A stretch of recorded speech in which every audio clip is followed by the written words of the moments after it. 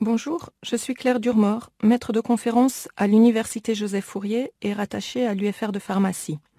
Dans ce cours sur le cytosquelette, je vais vous décrire successivement chaque type de fibre qui compose ce cytosquelette et les fonctions cellulaires qui y sont associées. Dans un premier temps, nous allons démarrer par le cytosquelette d'actine. Les cellules sont soutenues par un squelette que l'on appelle cytosquelette. Cyto étant l'origine étymologique du mot cellule. Dans la cellule, 3 types de fibres différentes composent le cytosquelette. Premièrement, il y a les microfilaments d'actine. Sur la photo de microscopie à fluorescence présentée ici, qui représente une cellule endothéliale adhérant sur un support plastique, ce réseau de microfilaments a été coloré par un fluorophore émettant une fluorescence verte. Et on voit bien qu'il est réparti sous forme de fibres dans tout le cytoplasme. Ensuite, il y a un deuxième réseau que l'on appelle les microtubules et qui n'apparaissent pas sur cette photo car ils n'ont pas été colorés. Finalement, il y a les filaments intermédiaires qui ici sont colorés en rouge et vous pouvez voir qu'ils s'étendent du noyau représenté en bleu jusqu'à la membrane des cellules.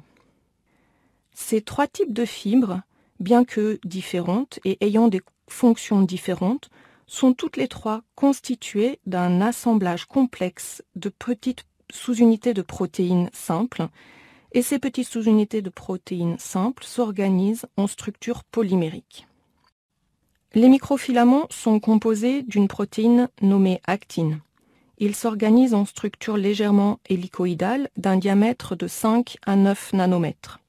Sur cette image de microscopie électronique que vous voyez à gauche de la diapositive, vous pouvez voir l'aspect fibreux de ces microfilaments, alors que sur l'image de droite, où la cellule a été observée en microscopie à fluorescence, vous pouvez distinguer différentes structures en fibres longitudinales ou bien en réseaux plus enchevêtrés, comme on voit dans la partie gauche de la cellule fluorescente.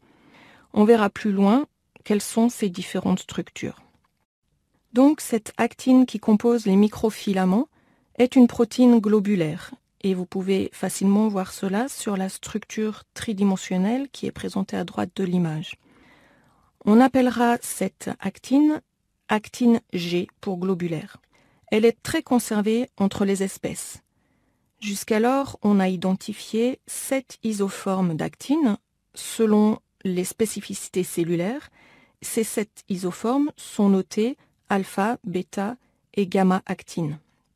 Cette actine globulaire est composée de 375 acides aminés, ce qui fait des protéines d'un poids moléculaire d'environ 45 kilodaltons, et donc qui varie entre 42 et 47 selon les isoformes d'actine. Cette protéine est retrouvée sous forme soluble dans le cytoplasme des cellules. Depuis la résolution de la structure tridimensionnelle, on sait que la molécule est formée de 2 lobes et d'une crevasse entre ces 2 lobes qui contient un cation divalent, soit le Mg2+, soit le Ca2+, et un site de liaison à l'ATP ou à l'ADP. Donc, dans le cytoplasme des cellules, on pourra retrouver de l'actine G sous forme actine G ATP ou bien sous forme actine G ADP.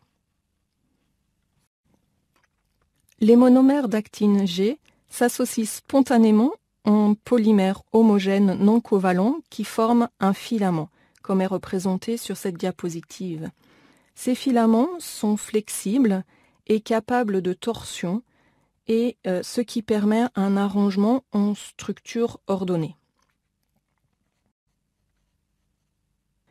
In vitro, l'assemblage des monomères d'actine G en filaments se fait en une succession de 3 étapes fondamentales, plus ou moins lentes, qui sont sensibles à différents paramètres comme la force ionique, la présence d'ions divalents, la nature du ligand nucléotidique selon s'il est ATP ou ADP, et enfin, cet assemblage est sensible à la concentration critique en actine, dont on va parler dans une diapositive suivante.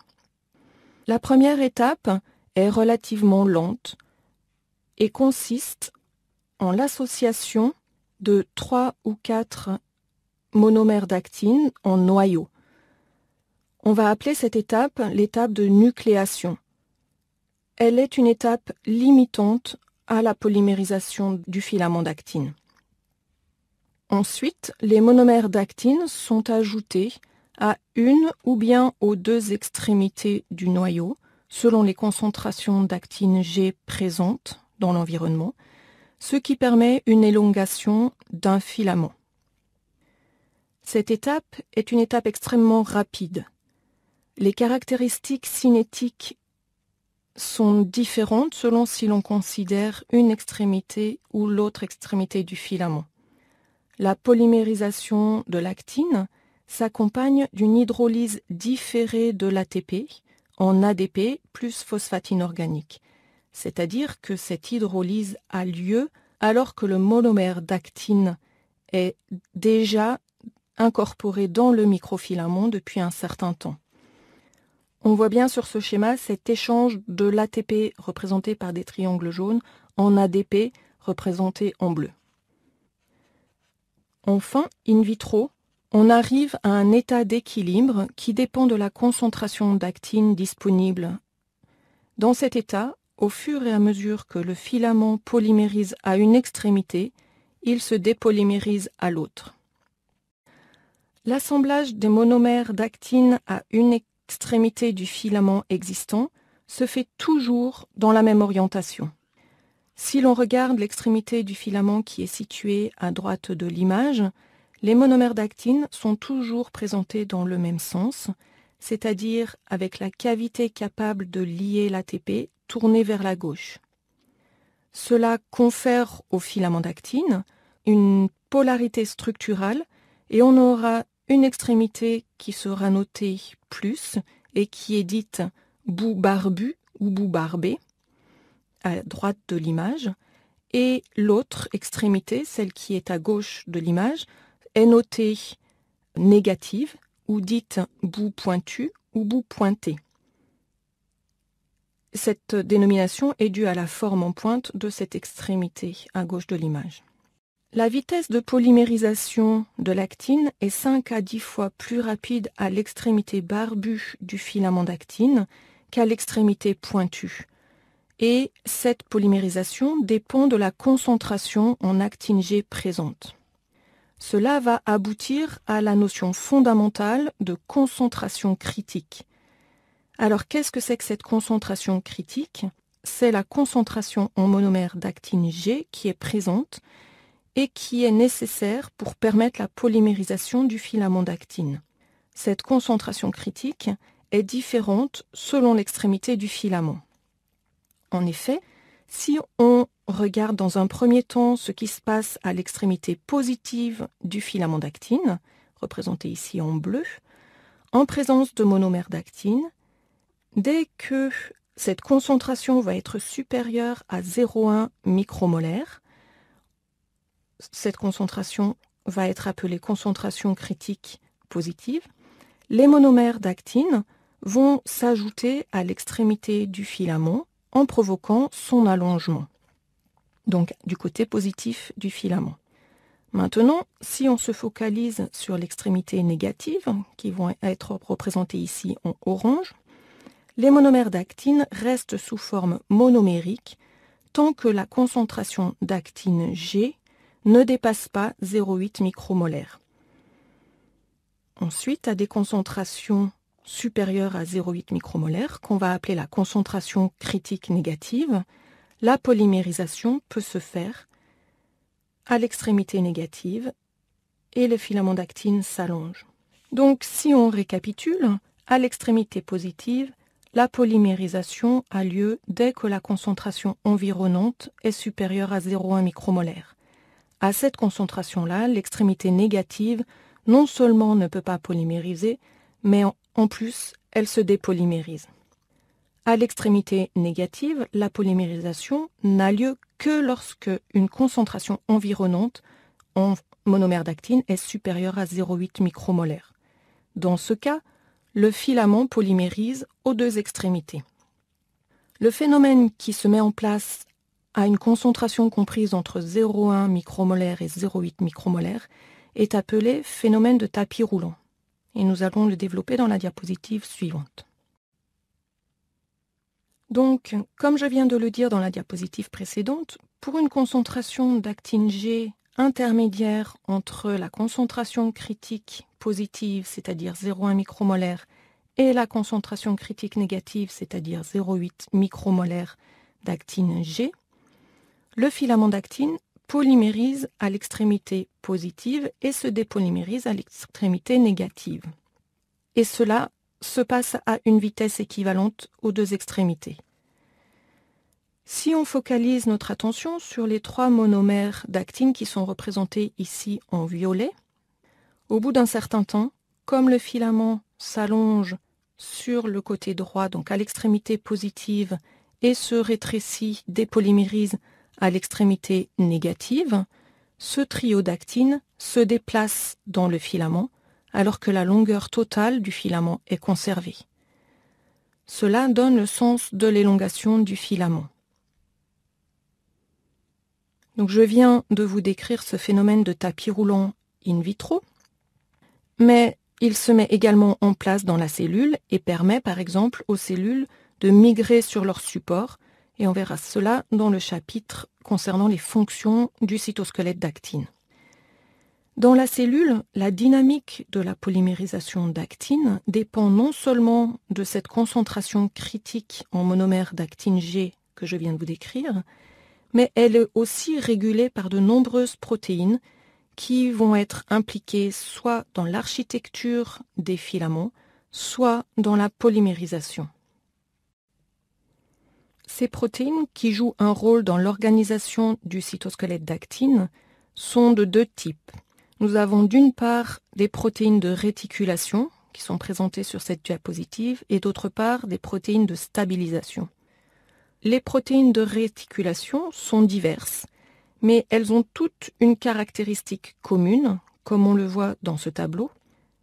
Cette caractéristique est qu'elles possèdent toutes un ou plusieurs domaines de liaison à l'actine qui sont représentés schématiquement par les rectangles verts. Ces protéines ont des poids moléculaires extrêmement variés et fonctionnent soit à l'état de monomère, comme par exemple c'est le cas pour la fimbrine, la première qui est décrite dans ce tableau, soit sous forme de dimère, et par exemple c'est le cas de l'alpha-actinine. La longueur et la flexibilité de ces protéines de liaison vont être déterminantes pour l'organisation des filaments d'actine en un réseau d'actine qui va être soit des faisceaux parallèles, soit des faisceaux contractiles, soit des réseaux de mailles.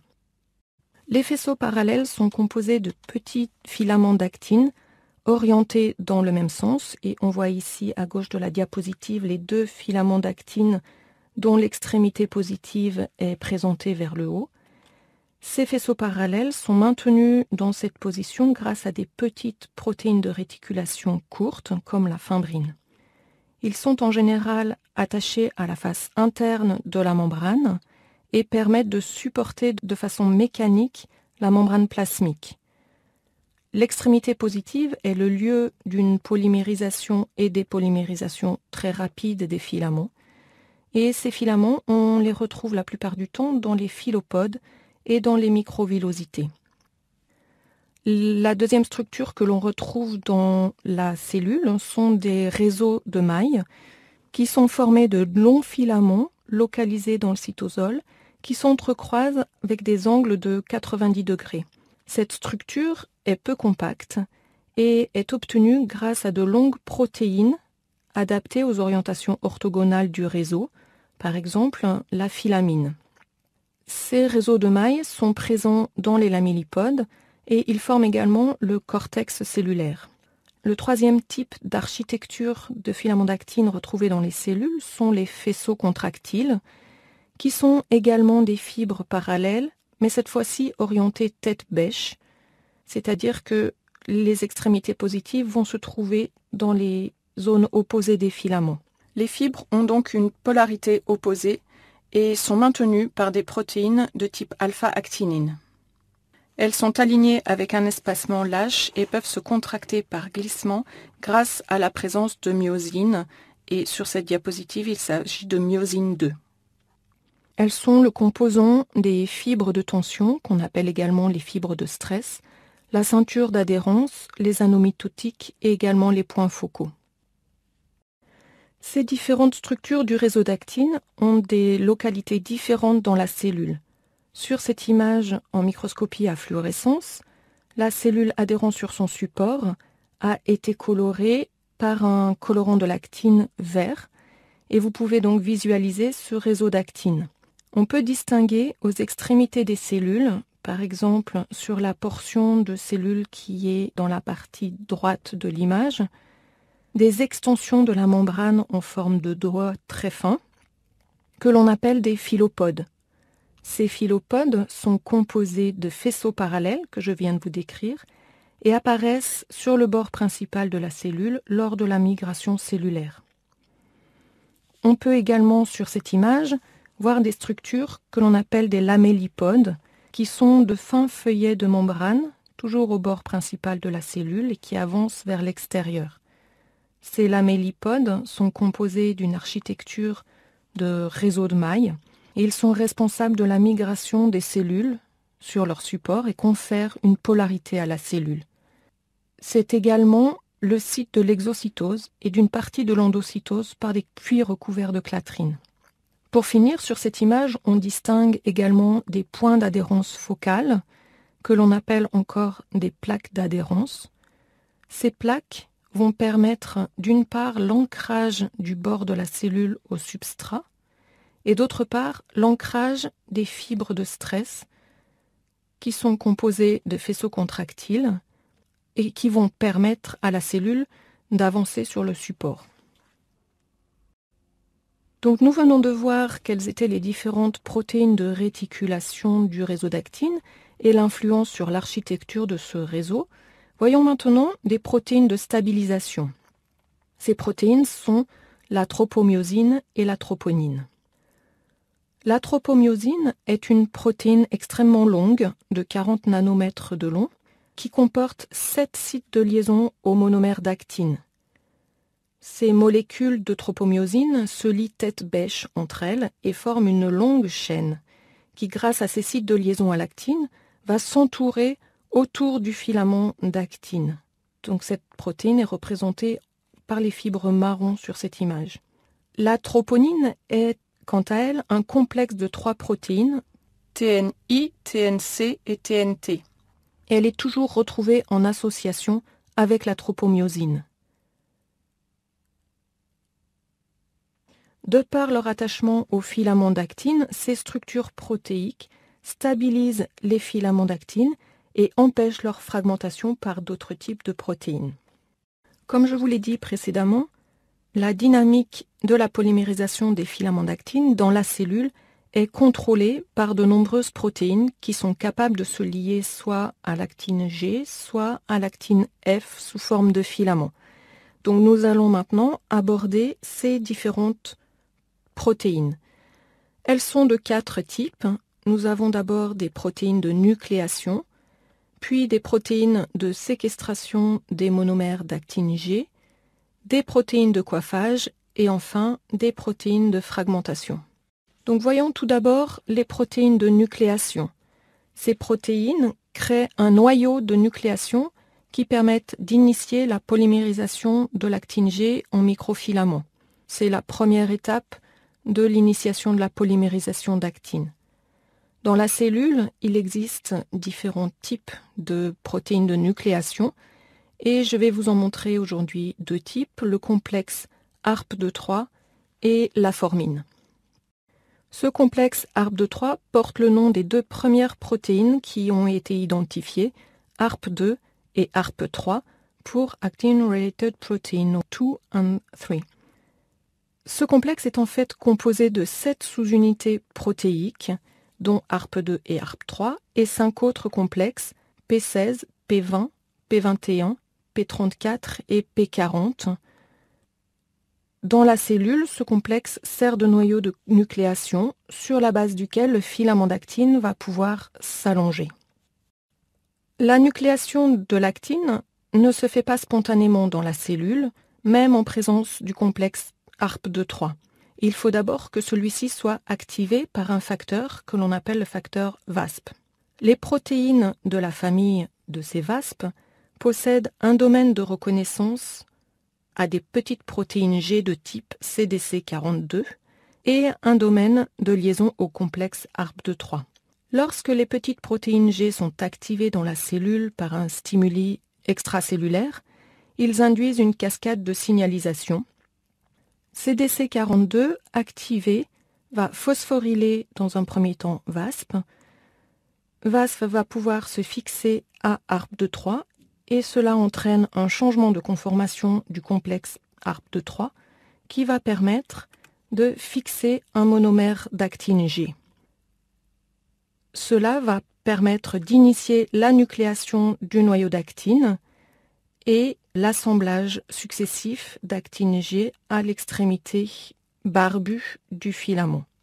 Donc, ces deux protéines ARP2 et ARP3 agissent comme premier monomère du filament. Les monomères d'actine sont ensuite donc incorporés à l'extrémité barbue et le complexe reste attaché à l'extrémité pointue du filament d'actine. Cette extrémité pointue devient coiffée.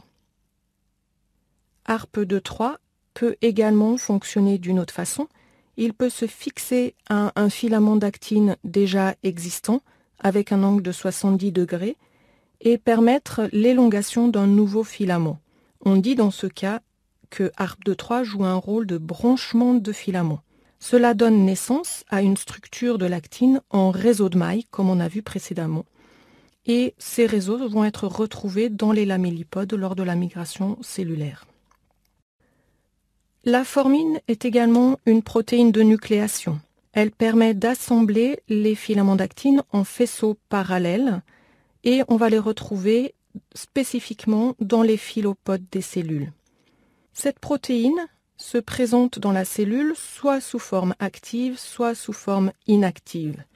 Dans la forme inactive, représentée ici à gauche de la diapositive, la protéine est repliée sur elle-même.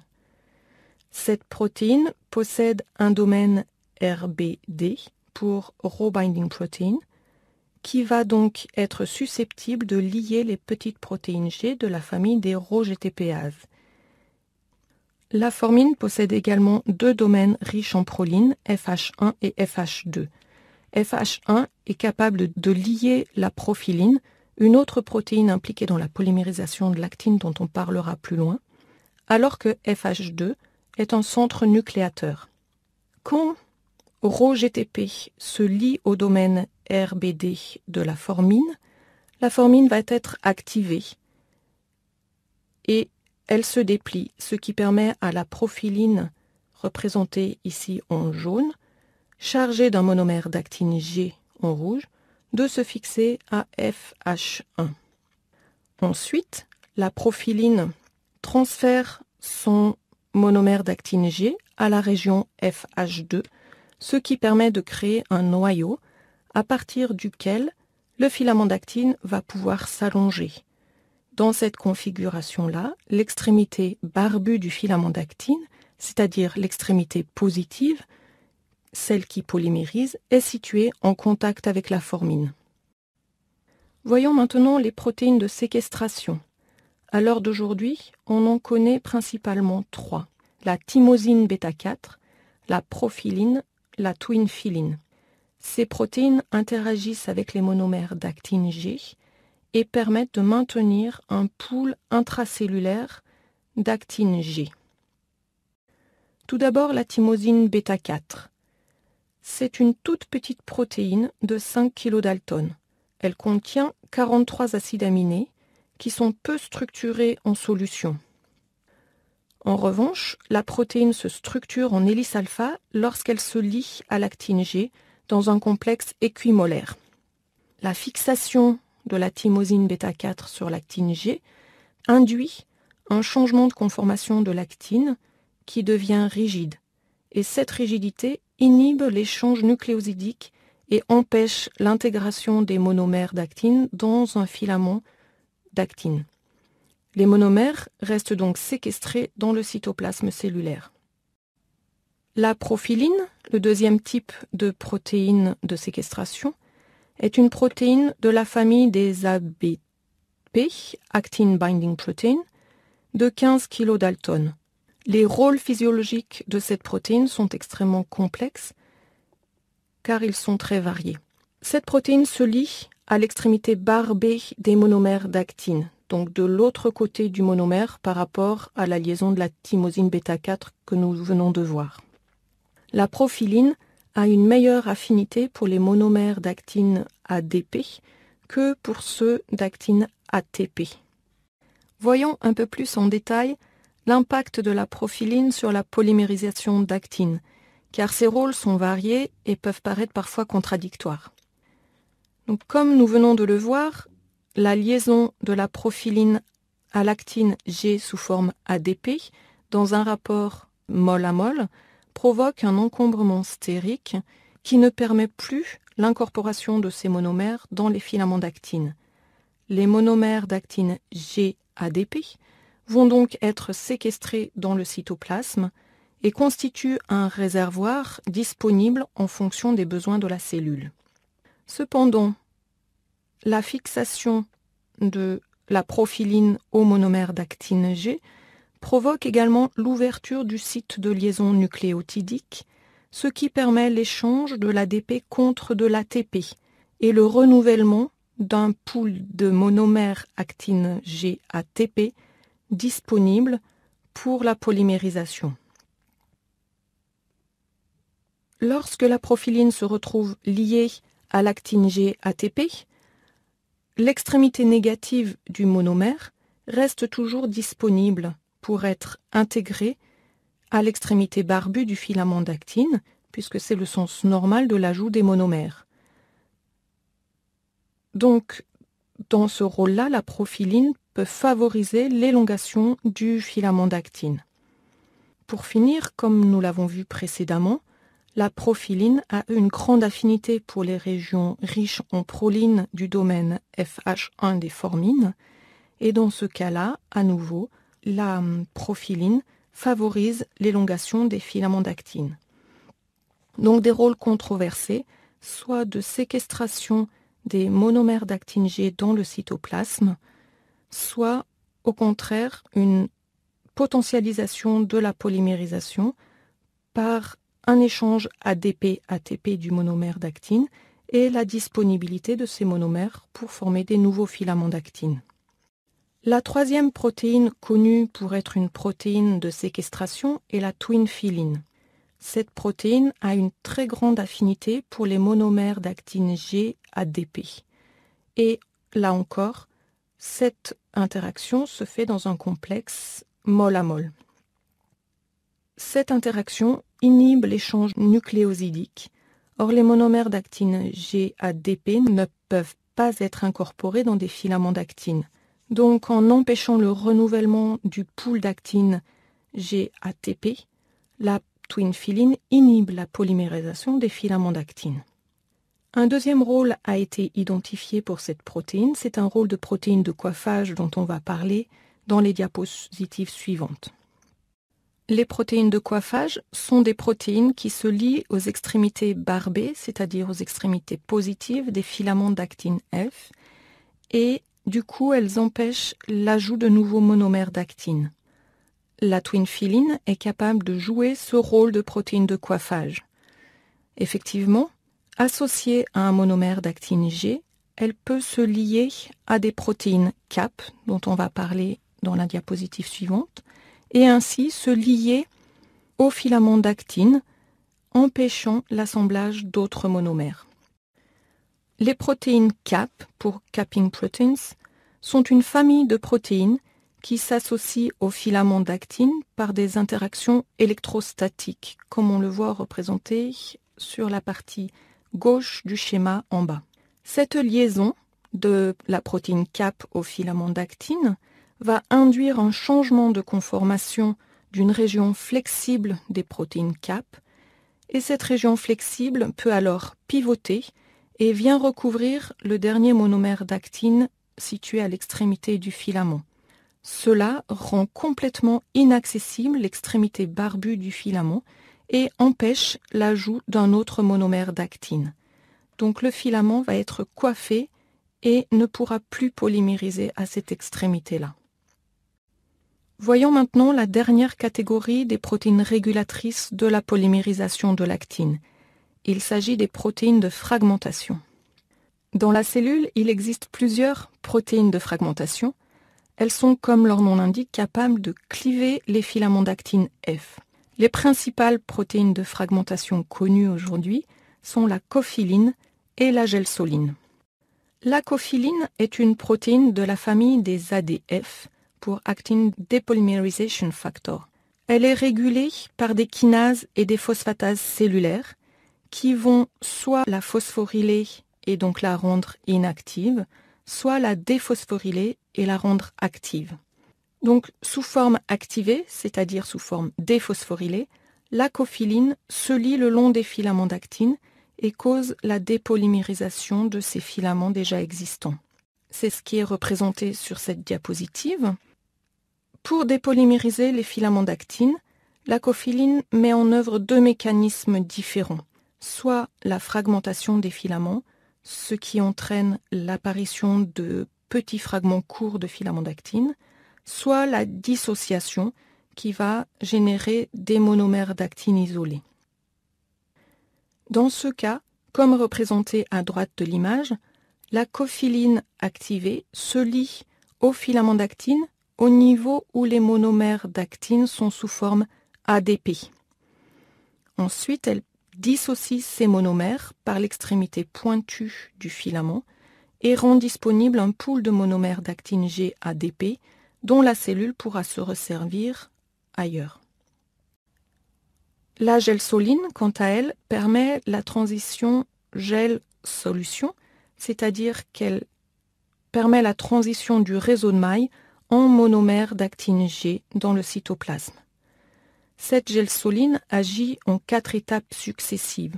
Tout d'abord, la gelsoline est capable de lier le calcium, ce qui provoque un changement de sa conformation et l'exposition de sites de liaison à l'actine.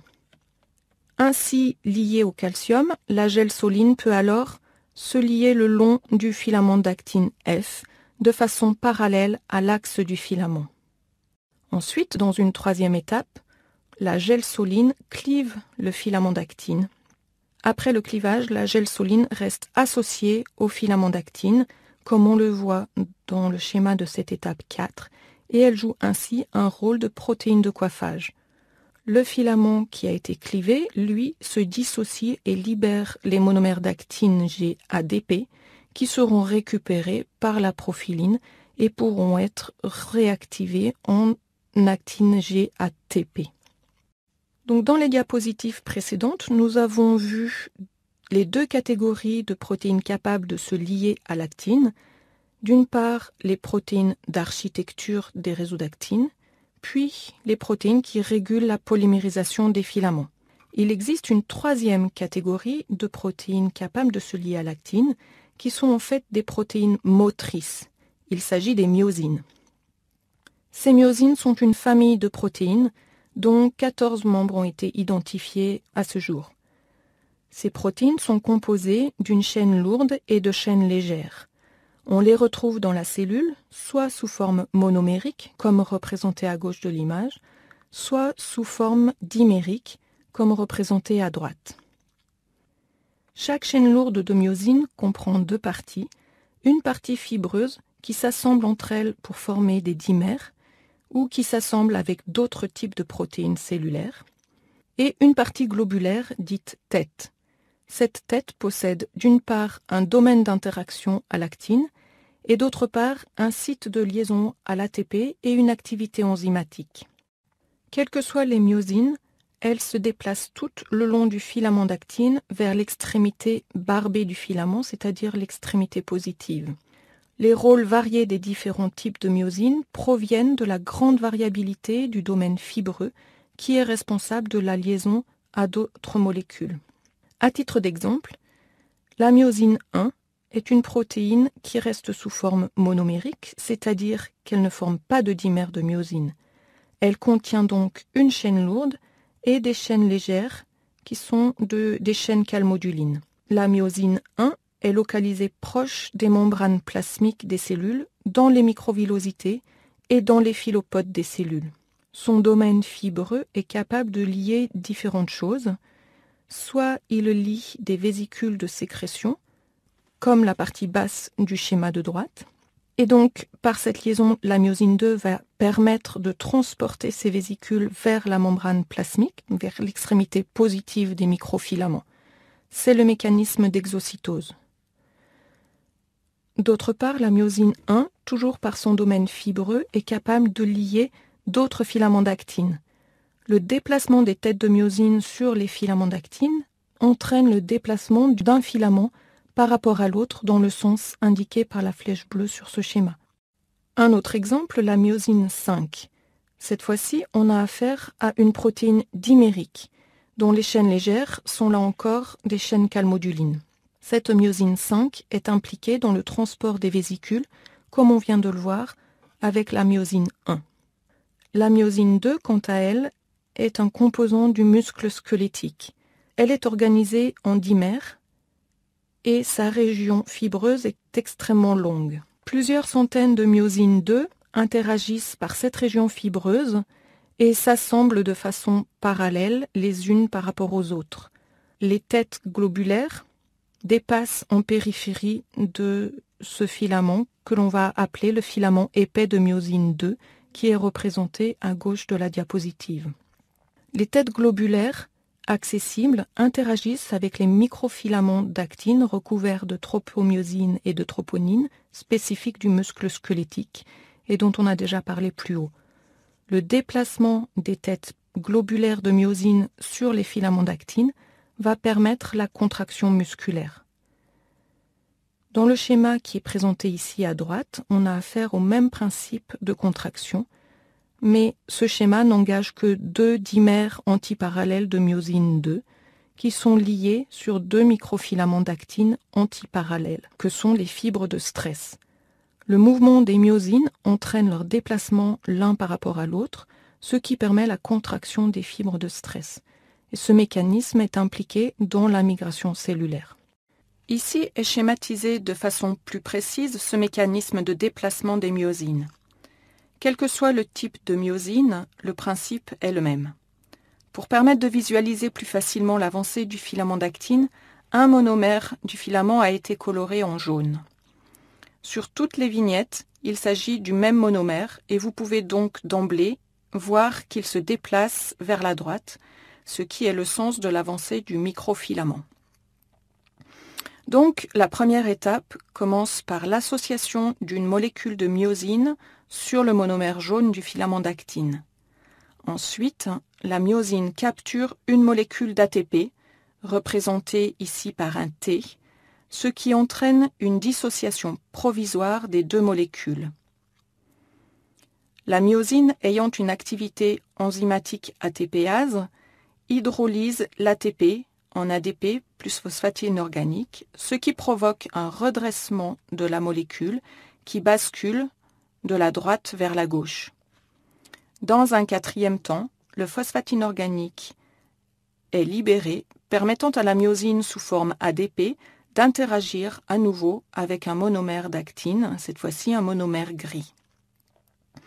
Finalement, l'ADP est relâché, ce qui permet à la myosine de reprendre sa conformation initiale, et cela engendre de l'énergie cinétique qui fait avancer le filament d'actine et le cycle recommence. Donc dans ce premier chapitre sur le cytosquelette, je viens de vous décrire la structure et la dynamique des microfilaments d'actine. Dans le chapitre 2 de ce cours, nous verrons les fonctions de ce cytosquelette d'actine.